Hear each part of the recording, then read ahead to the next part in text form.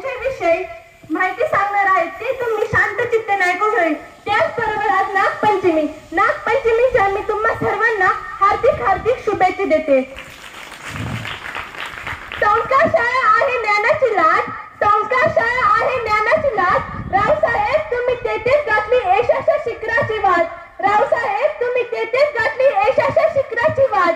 पाथर्डी तालुक्यातील तिसगाव परिसरातील निंबोरी येथे 19 जुलै 1914 रोजी गणपतराव राजाराम उर्फ रावसाहेब म्हस्के यांचा जन्म झाला। सर्वांनी कोठेतरी पालथे घातले, सर्वांनी कोठेतरी पालथे घातले, तरी आमच्या रावसाहेबांची सर येणार नाही, तरी आमच्या रावसाहेबांची सर तुम्हाला येणार नाही। गणपतरावांनी शैक्षणिक, सामाजिक आणि राजकीय या क्षेत्रात केलेल्या अलौकिक कार्यामुळे त्यांना रावसाहेब ही पदवी बहाल केली। बालपणापासूनच रावसाहेबांना मातृसुखाला पारखे व्हावे लागले। मातृछत्र हरपल्यानंतर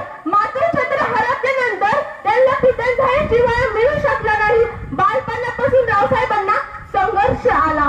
अरे तू सर्वांच्या मनात निर्माण केला, अरे तू सर्वांच्या मनात निर्माण केला, पण स्वतःच्या मनात तो विचार कधी केला नाही, पण तू स्वतःच्या मनात विचार कधी केला नाही। अरे आई वडिलांचा तू लाडका, अरे आई वडिलांचा तू लाडका।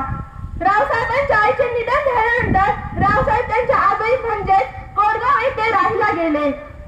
त्यांचे मामेभाऊ जयराम आंध्रे त्यांनी यांना सांभाळलं। पुढे आयलेनगर येथे हुतात्मा छत्रपती चौथे शिवाजी महाराज बोर्डिंग येथे राहून त्यांचे शिक्षण पूर्ण झाले। आजूबाजूच्या जीवनाचे पडसाद व परिणाम रावसाहेबांवर उमटत होते। ते आंदोलन व इतर चळवळीमध्ये सक्रिय सहभागी होऊ लागले। नंतर नगर येथे जिल्हा लोकर बोर्डात लिपिक स्टोअर कीपर आणि हॉस्पिटल चीफ ऑफिसर म्हणून नोकरी केली। रावसाहेब गोरगरिबांसाठी त्यांचे कामे मागे लावण्यात अग्रभागी असत। अरे होता तू वाघासारखा, अरे होता तू वाघासारखा, कधी कोणाशी वाईट वागला नाही, कधी कोणाशी वाईट वागला नाही।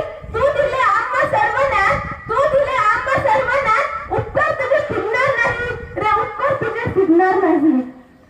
जनता कार्यकर्ते यांच्या मनात जिव्हाळा निर्माण करून दिला, यांच्या मनात जिव्हाळा निर्माण करून दिला। रावसाहेबांच्या जीवनाचा मागोवा घेतला असता तर आपल्याला काही वैशिष्ट्ये स्पष्टपणे जाणवतात। प्रेम, स्वभाव, जिद्द, चिकाटी, कर्तव्यनिष्ठा, ध्येय, अखंड कार्यमग्न राहणारे रावसाहेब म्हस्के 29 जुलै 1977 साली मुंबई येथील रुग्णालयात त्यांचे निधन झाले। मला इंग्रजी 2 शब्द बोलण्याची संधी दिली त्याबद्दल मी तुमचे सर्वांचे आभार मानते आणि मला 2 शब्द ऐकून घेतले त्याबद्दलही मी तुमचे आभार मानते। मला मार्गदर्शन करणारे नरसाई सर आणि माझे सर्व शिक्षक यांचे मी आभार मानते। जाता जाता एवढेच म्हणे, अंत में बस मैं इतना कहना चाहूंगी